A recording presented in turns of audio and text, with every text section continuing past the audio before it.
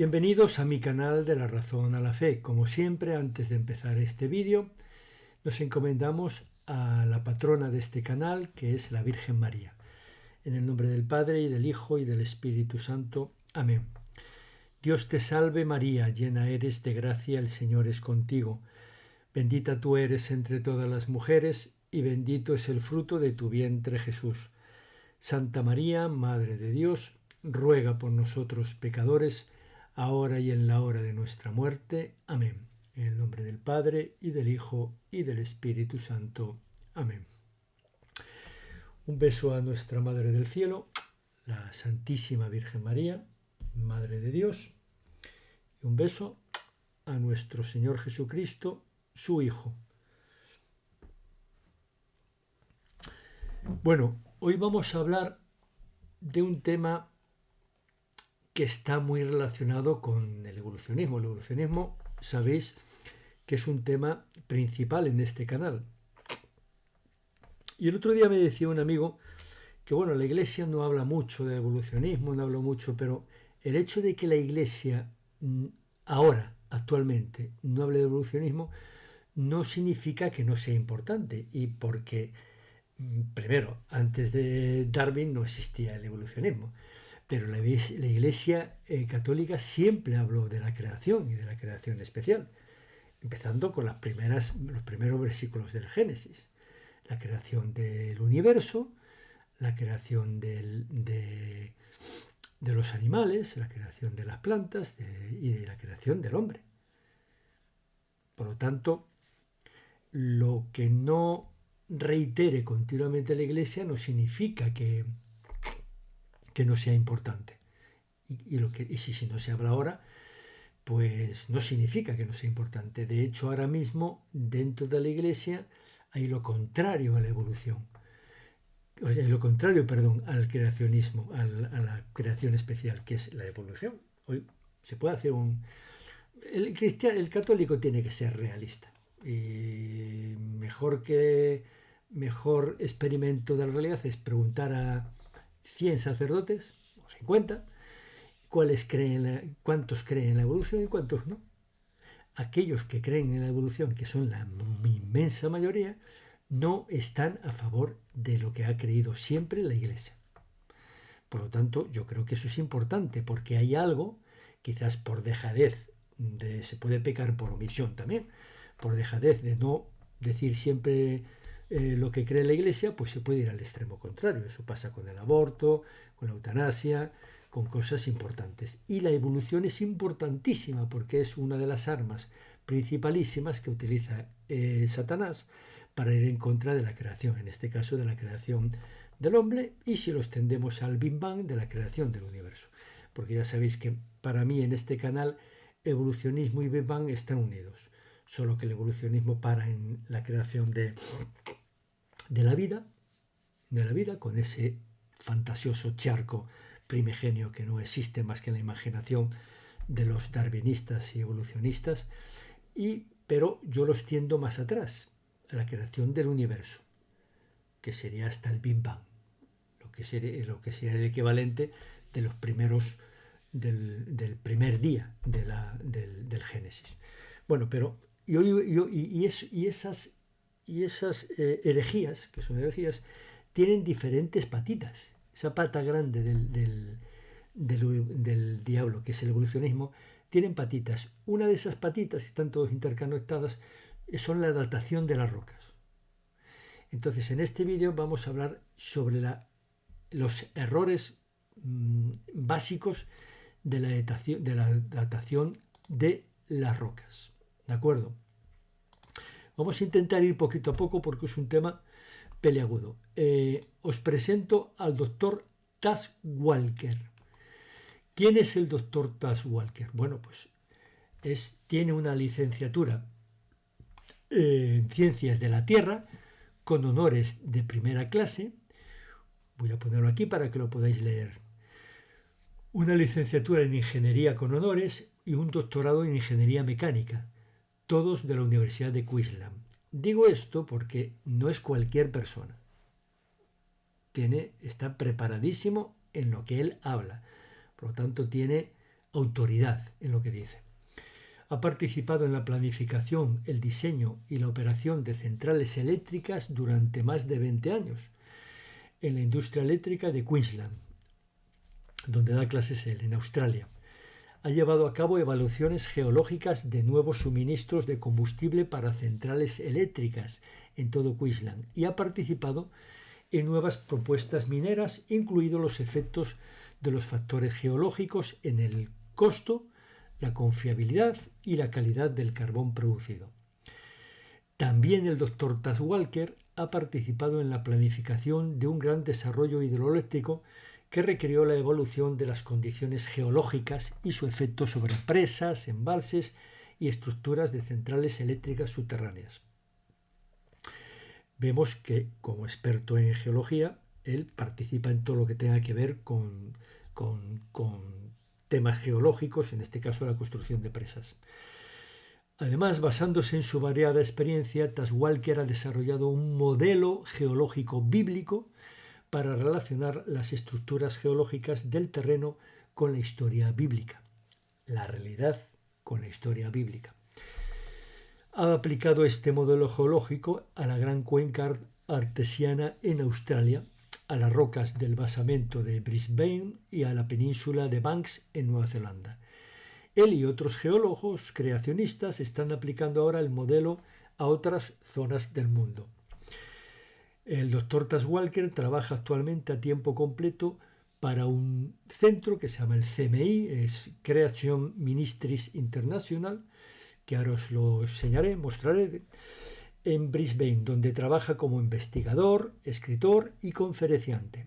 Ha escrito numerosos artículos tanto para la revista Creación como para el Journal of Creation. Bien, este doctor, dando unas charlas a sus universitarios, dice lo siguiente: dirigiéndome a los estudiantes, utilicé un cilindro de medición, como veis aquí a la izquierda, para ilustrar cómo funciona la datación científica. Mi dibujo mostraba un grifo de agua que goteaba en el cilindro. Estaba claramente marcado para que mi audiencia pudiera ver que contenía exactamente 300 mililitros de agua, como se ve aquí, se señala la flecha azul. El diagrama también mostraba que el agua goteaba a un ritmo de 50 mililitros por hora. Pregunté: ¿cuánto tiempo lleva goteando el agua en el cilindro? Un cilindro que gotea, ping, ping, ping, a un ritmo de 50 milímetros a la hora. Y está marcado, está lleno de 300 mililitros. Y él preguntó: ¿cuánto tiempo lleva el grifo goteando?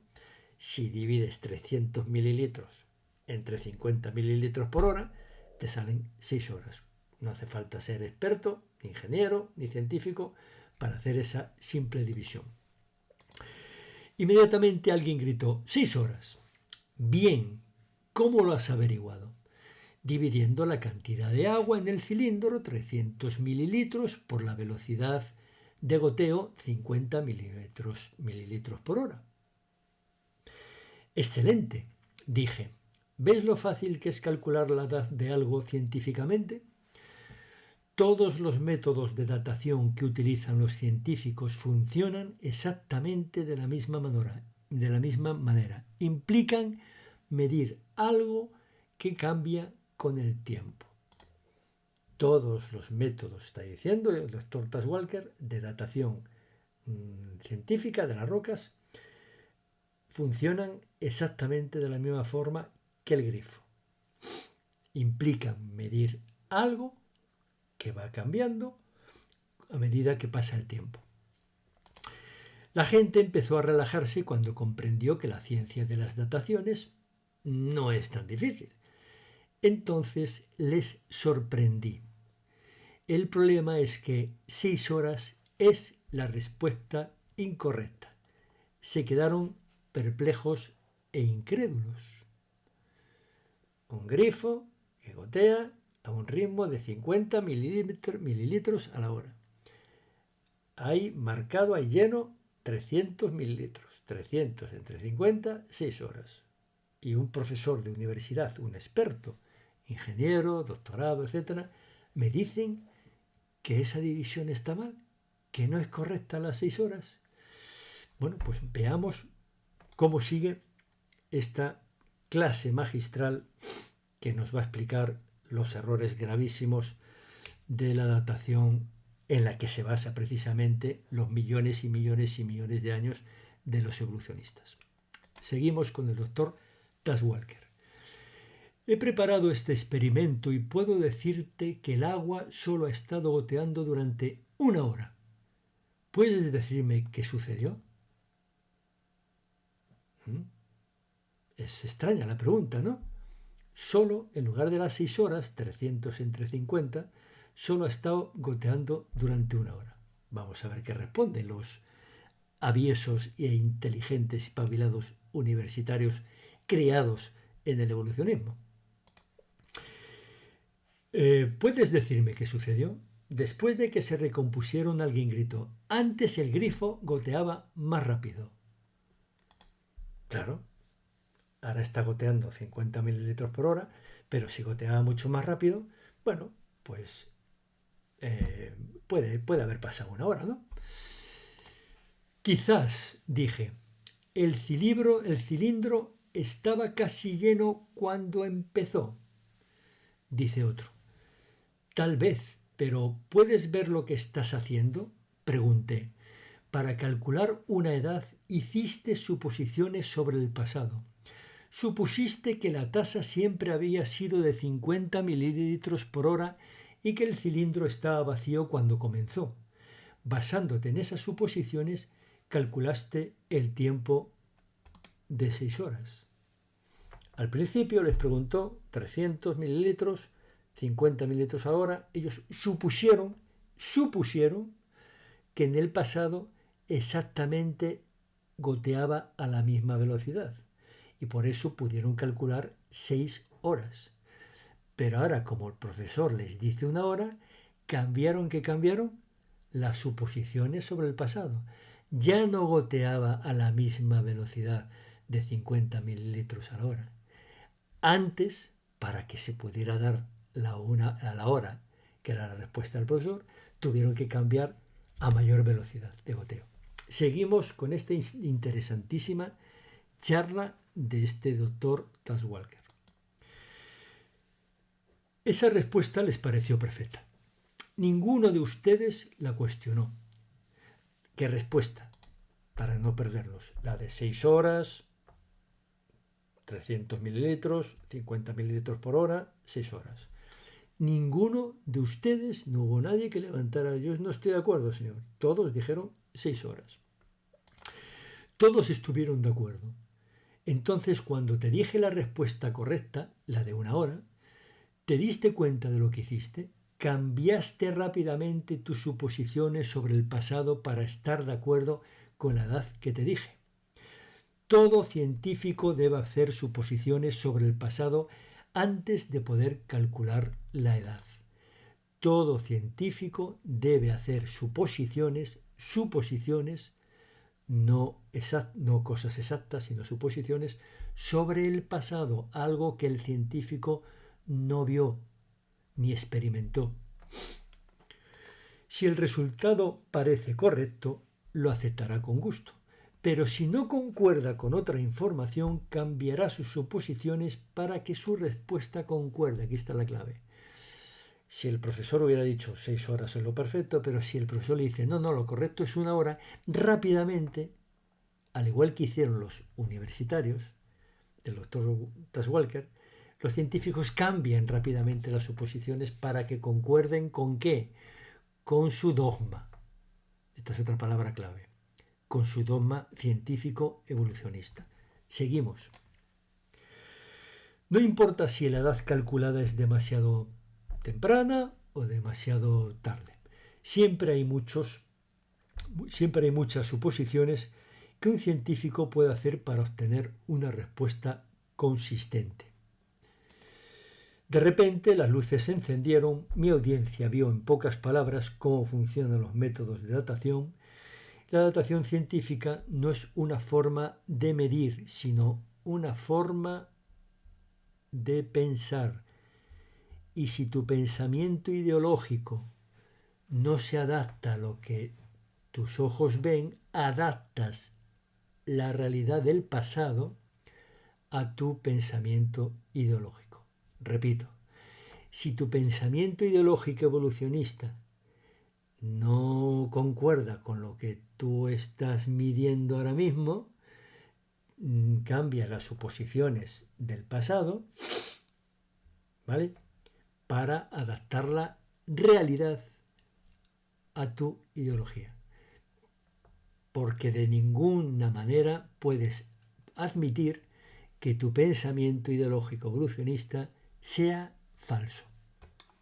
Seguimos.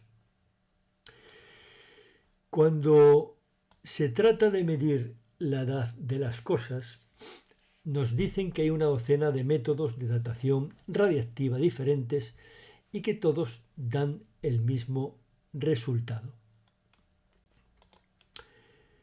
Los científicos, es verdad, hay muchas formas de datación, pero que al final lo importante es que dé el mismo resultado. Si los dinosaurios han vivido 60 millones de años, dogma, pues esas rocas que aparecen en los dinosaurios tienen que tener 60 millones de años.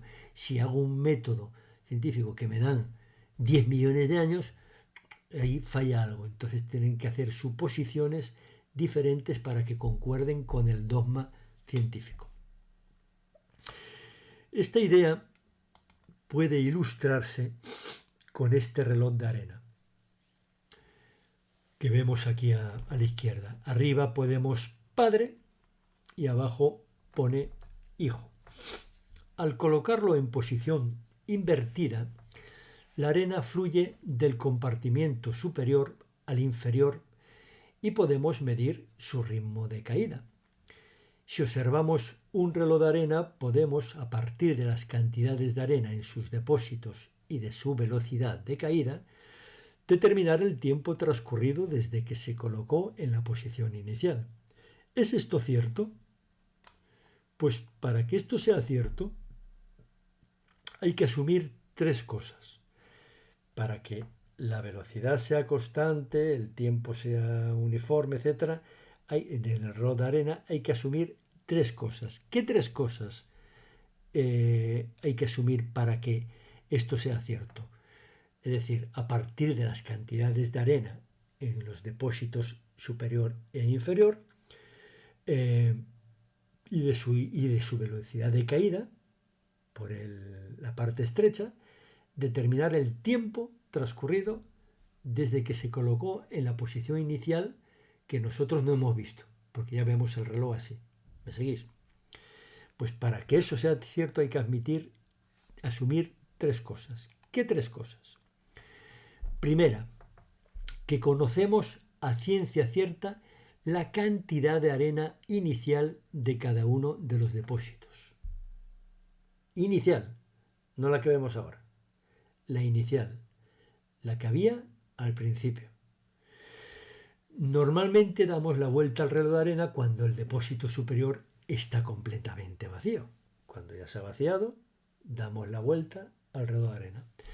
Pero si no fuera así, la arena necesitaría un tiempo menor para caer hacia abajo. De la misma forma, usando los métodos de datación radiométrica, debemos suponer que conocemos las cantidades iniciales de los elementos padre e hijo, el inicial y el final. ¿Me seguís? O sea, lo primero que tenemos que saber es que a ciencia cierta la cantidad de arena inicial de cada uno de los depósitos era la misma. Segunda condición, que el ritmo, la velocidad de caída es constante, desde el principio hasta ahora. Es similar a lo del grifo, solo que con un reloj de arena. Por ejemplo, en esta segunda condición, si la arena hubiera caído recientemente, caería a un ritmo más lento que en el pasado. Si el ritmo hubiera sido mayor en el pasado, la arena habría tardado menos tiempo en alcanzar un determinado nivel. A mayor ritmo, menos tiempo para alcanzar el nivel. La datación radiométrica necesita dar por cierto que el ritmo de transformación ha permanecido constante. Recapitulamos. Lo primero es que conocemos que la cantidad inicial que estamos midiendo y la final era la misma. Después que que eran las que vemos ahora. Después que el ritmo de caída de arena o el ritmo de cambio de la medición radiométrica, por ejemplo, es el mismo. Que no ha habido nada que lo haya acelerado o que lo haya frenado. Tercera condición, que el sistema ha permanecido siempre cerrado, que no se le ha añadido arena desde fuera. Es decir, que no se ha sustraído, no se ha quitado, ni se ha añadido arena a ninguno de los dos depósitos, de arriba o de abajo. Supongamos que sin nuestro conocimiento, no lo sabemos, de alguna forma se ha añadido arena al depósito inferior o se ha sustraído, se ha quitado arena del depósito superior. En este caso, al calcular el tiempo transcurrido desde que se dio la vuelta al reloj, midiendo la cantidad de arena de sus depósitos, obtendríamos una cifra mayor que la real. Lógico. La datación radiométrica, al igual que el reloj de arena, debe suponer que ningún elemento, padre o hijo, ha entrado o salido del sistema. Recapitulamos las tres condiciones para que los evolucionistas tengan razón con los millones de años. Conocemos a ciencia cierta la cantidad inicial de cada uno de los depósitos. En este caso, de la arena. El ritmo de caída de la arena es constante. No ha habido variaciones, ni aceleraciones, ni disminuciones en el ritmo. Y tercero, que el sistema que se quiere medir ha permanecido cerrado. No ha sustraído nada, ni ha quitado, no se ha quitado, ni se ha llenado de arena desde fuera, porque es un sistema cerrado. Para ver que esto no es así, en la ciencia actual evolucionista y uniformista, que niega el diluvio universal y por lo tanto que el diluvio universal es el que trastoca todo ese uniformismo, porque es justo lo contrario, es catastrofismo, y por lo tanto los ritmos no son los mismos, se añaden cosas que antes no estaban, etc. Hay una serie de ejemplos que demuestran que esas mediciones son erróneas. Motivado por lo anterior. La madera fósil de una cantera cercana a la ciudad de Banbury en Inglaterra, a unos 130 kilómetros al noroeste de Londres, para situaros, fue datada, la madera fósil, utilizando el método del carbono 14. Las edades calculadas oscilaron entre 20,7, se hacen varias mediciones, y 28,8 mil años. Casi 21.000 años y casi 29.000 años, para redondear. Sin embargo, la piedra caliza en la que se encontró esa madera fósil era de la era, valga la redundancia, jurásica. 183 millones de años. Claramente hay un conflicto enorme. La madera que estaba dentro de la roca, entre 21.000 y 28.000 con el carbono 14. La roca, con la datación radiométrica, suponiendo que ha pasado, que se mantiene todo, que se cumplían esas tres condiciones, las cantidades iniciales eran las mismas de lo que miden, que es la datación radiométrica. El ritmo es el mismo y que no ha habido sustracción ni variación, que sí la ha habido por el diluvio universal. 20.000, 21.000, 28.000 madera y la roca que la contenía 183 millones de años. ¿Es eso posible? No, algo falla. Otro, los diamantes analizados de las minas en Sudáfrica y Botswana y de depósitos aluviales de Guinea, África Occidental, encontraron carbono 14 medible, diamantes y depósitos aluviales más de 10 veces el límite de detección del equipo del laboratorio. Más de 10 veces.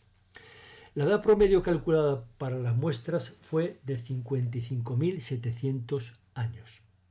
Sin embargo, las rocas que contenían los diamantes tenían entre 1.000 y 3.000 millones de años de antigüedad, lo mismo que para la madera fósil.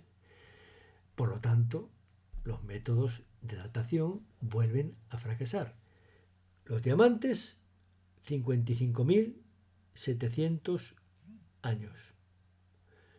Las rocas que contenían los diamantes, entre 1.000 y 3.000 millones de años. Otra, las muestras de roca de un domo de lava dentro del cráter del monte Santa Elena, en Estados Unidos, fueron datadas utilizando el método de potasio-argón. Al principio hablé de que hay diferentes métodos de datación de rocas. Uno de ellos es el de potasio-argón. Las muestras de roca entera dieron una edad de 350.000 años con este método de potasio-argón. Cuando algunos de los minerales anfíboles en la muestra de esta roca fueron extraídos de la roca y analizados por separado, primero se analiza la roca, se extraen los minerales anfíboles y se analizan y se datan. Su edad era más del doble, 900.000 años. La roca 350.000, los anfíboles 900.000, casi el triple. Dos muestras minerales de un mineral diferente, el piroseno, dieron una edad de entre 1.700.000 y 2.800.000 años. ¿Cuál es la edad correcta?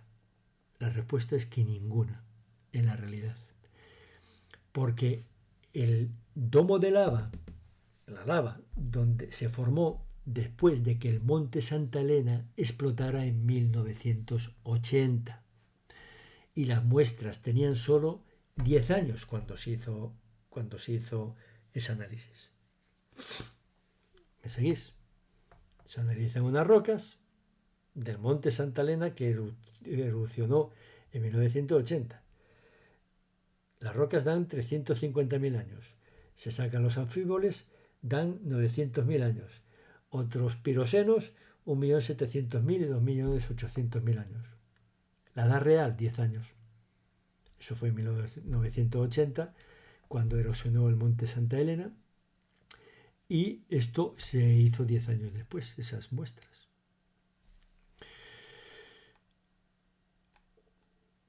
Como conclusión de este vídeo, que se van a hacer bastante más, quiero hacer alguna más, porque la datación radiométrica es uno de los engañabobos más increíbles en los que se basa científicamente, supuestamente científico, el evolucionismo. Los científicos creacionistas han descubierto docenas de anomalías y conflictos como estos que acabamos de explicar, de datación imposible. Sorprendentemente, estos resultados contradictorios no inquietan a los geólogos convencionales. Aquí sustituir por convencionales y ponéis evolucionistas, como la mayoría. Ellos creen genuinamente que el mundo tiene miles de millones de años. Y los resultados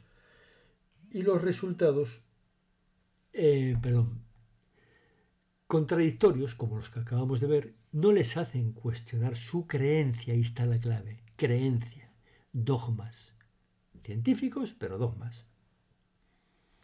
Tienen que falsear, como vimos al principio, con las preguntas del doctor Walker. Tienen que suponer que ha habido otras modificaciones, otras variaciones, etcétera, etcétera, porque ellos, al no creer en el diluvio universal, al no creer en la creación bíblica, pues tienen que adaptar, tienen que, o bien con errores de aparatos, o yo qué sé, se inventan lo que sea, con tal de no modificar ni un milímetro su creencia científica, mejor dicho, su creencia religiosa o pseudocientífica o pseudo-religiosa, porque ahí es casi más una religión.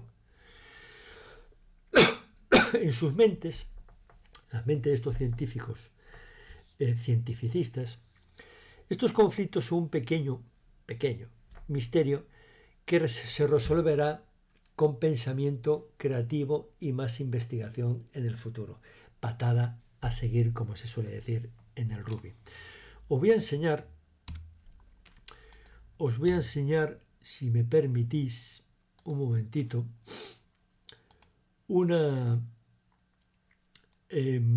varios artículos, una página que yo utilizo, aunque no es católica, es protestante, pero cuando se habla de ciencia verdadera, pues da lo mismo. Si a mí un matemático protestante me dice que 2 más 2 son 4, pues no puedo decir que usted, como es protestante, no le creo.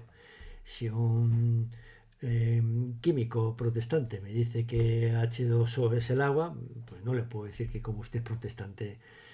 Es una página protestante, pero muy buena en casi todo. En lo que no es cuando meten temas de Biblia. Pero en aquellas cosas científicas son muy buenos. Se llama, os lo voy a poner aquí, Creation Ministry. Entráis creation.com, aquí, pincháis y al pinchar, si esto no falla, pues os sale diferentes artículos. Pero como estamos hablando de datación radiométrica, vais aquí donde pone explorar y os aparecerá artículos. Pincháis en artículos y os aparece con la velocidad increíble de mi... No, perdón. Pincháis, voy para atrás. Pincháis, volvemos a empezar. Pincháis aquí, donde veis artículos, dais a esta flechita que está aquí y os aparece temas, ¿vale? Pincháis en temas y en temas os aparecen muchas cosas, extraterrestres, apologética, y aquí donde pone aquí abajo, debajo de Biblia, que pone tener una cita, realmente está mal traducido por Google, porque si yo le doy al traducir, poner inglés, pone dating. Dating es datación, ¿vale? Entonces no hagáis caso a lo de poner una cita. Bueno, vamos al español. Y entonces esto de datación, pues pone sus temas, problemas de datación, miles de millones de años, datación radiométrica, métodos de datación por radiocarbono. Si pincháis, por ejemplo, en datación, bueno, que estoy molestando aquí, espera, ahora mejor. Problemas de datación, miles de millones de años, datación radiométrica, métodos de datación. Si pinchamos, por ejemplo, estos son subtemas del tema de datación. Si pinchamos, por ejemplo, en datación radiométrica, pues os aparece un montón de artículos. Un montón de artículos interesantes que os recomiendo. Por ejemplo, los evolucionistas no pueden demostrar millones de años. El argón del sitio Rate confirma que la Tierra es joven. Más preguntas sobre la datación del domo de lava del monte Santa Elena, del que hemos hablado. En fin, tenéis varias páginas. Esto, método de datación radiactiva, que es sobre el que saco yo este vídeo. Fallas en la datación de la Tierra como antigua. Le pincháis aquí al 2. Desaparezco un momentito. Le pincháis aquí al 2 y tenéis más citas. ¿Ves? En fin, un montón de subtemas sobre sobre la datación, que a lo mejor hago algún vídeo más, sobre la datación falsa sobre la Tierra. Es un buen, hay más sitios web, pero este es uno que yo utilizo bastante porque es una buena página, exceptuando cuando hablan de cosas de Biblia y tal, que ahí se nota que son protestantes, pero en el resto, en el tema puramente científico, son muy buenos. La verdad hay que reconocerlo. Bastante mejor que los católicos, de los cuales casi no conozco ninguno. Puede haber alguno, pero yo casi todos los que conozco son protestantes. No sé por qué, extraña razón. Me gustaría saberlo algún día. Bueno, pues hasta aquí este vídeo, que en resumen viene diciendo lo siguiente. El científico evolucionista actual, con lo que ve ahora, el reloj de arena medio lleno, medio vacío, el grifo de agua goteando y con 300 mililitros, lo que ve ahora, hace suposiciones para saber la edad. En esas suposiciones antiguas en las que él no estaba, tiene que mantener fijo las cantidades iniciales y finales de eso que va a medir. Tiene que suponer que no hay variación en el ritmo. Un ejemplo que se me está ocurriendo, bueno, la tercera es que no hay entrada y salida de ese para que el método sea uniforme. Un ejemplo que se me está ocurriendo muy fácil es en lo que va creciendo el fondo de un río. Imagínate que crece 1 milímetro al año, o 1 centímetro. 1 centímetro. Centímetro en 100 años, pregunta muy fácil, ¿cuánto habrá crecido? 1 metro. Muy fácil. Por lo tanto, si yo veo un río con 1 metro de lodo, digo, ese fondo tiene 100 años. Pues no, porque antes de ayer hubo un talud que se corrió el talud, se metió en el río y duró medio minuto. Por lo tanto, ese fondo del río tiene medio minuto. ¿Me comprendéis? Pues ese ejemplo burdo que he puesto es similar a lo que hacen para medir la edad de la Tierra. En el ejemplo del río, pues dividen, o sea, como lo que ven ellos ahora, después de que se ha derrumbado el talud, es que cada año crece 1 centímetro, otro año otro centímetro, otro año otro centímetro, y dicen en el pasado, pues igual, centímetros, no, porque en el pasado hubo un derrumbe de un terraplén y que en media hora, en 1 minuto, se formó 1 metro de lodo en el río. Bueno, eso es importante entenderlo para que cuando os hablen de los millones y millones y millones aunque es un poco más complejo que el del grifo, el del reloj de arena y del río que he puesto yo, es un poco más complejo la medición radiométrica, pero en la esencia es lo mismo. En la esencia hay suposiciones del pasado que son idénticas a lo que mis ojos ven y lo que mis aparatos miden ahora. ¿Y dónde está la clave? En el diluvio universal. Este canal ya ha hablado de varios vídeos sobre el diluvio universal y por supuesto en el que creo a pie juntilla, porque entre otras cosas lo dice la palabra de Dios. Y no es metáfora. Existió Noé y Noé no se conoce porque haya sido, no sé, un gran descubridor, un profeta. Noé se le describe en la Biblia porque construyó algo.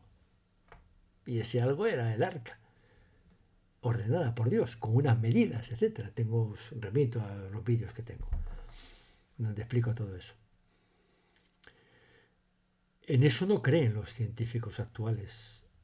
Por lo tanto, el diluvio es una catástrofe, mucho más que un diluvio, mucho más que llueva mucho. Terremotos, vulcanismo, aguas debajo de la tierra suben para arriba, vuelven a caer. El diluvio fue una catástrofe universal. Y eso cambió radicalmente, el ejemplo del río, cambió radicalmente la situación de las rocas, de tal forma que lo que miden ahora, si no tienen en cuenta el diluvio, se van a equivocar. Es de cajón. Tienen que tener en cuenta el diluvio. Y por eso se equivocan. Porque no tienen en cuenta el diluvio. El único a nivel mundial que hubo. o microdiluvios pequeñitos, pero eso no tiene nada que ver con el diluvio universal que narra la Biblia. Bueno, hasta aquí el vídeo de hoy. Espero que os haya gustado, que os haga pensar y reflexionar sobre cuando leéis noticias muy interesantes, periódicos, etcétera, etcétera, miles de millones de años, etcétera, etcétera, que cómo han medido y cómo saben eso y qué suposiciones tienen que dar, tienen que hacer para llegar a eso. Y por supuesto eliminando todo lo que dice la Biblia, el diluvio universal, y para que no haya creencia en Dios, que eso es lo fundamental de la ciencia actual, es que no aparezca Dios por ninguna parte. Porque si hablamos del diluvio, hay que suponer que la Biblia a lo mejor dice algo que es verdad. Y si la Biblia dice que algo es el verdad, pues puede ser que Dios exista. Eso no interesa. Por lo tanto, hay que mantener eso a rajatabla. Se falsee lo que se falsee. Bueno, pues si os ha gustado, darle al me gusta, hacer comentarios, darle a la campanita para que sigáis recibiendo vídeos y a vuestros amigos, compañeros de trabajo, familiares, etcétera, etcétera, que le lleguen cuanto más vídeos de este canal mejor para que crezca un poquito más rápido ese goteo, que vaya goteando más, si puede ser un chorrito un poquito más fuerte, y para que YouTube le haga caso, porque cuanto más me gustan, cuanto más visualizaciones, más caso lo hace YouTube. Y entonces, pues bueno, pues para que antes de que yo llegue a los 100 años, si Dios quiere que viva tanto, pues esto suba un poquito más este canal. Bueno, mientras tanto, un poco de humor nunca viene mal. Mientras tanto, que Dios os bendiga.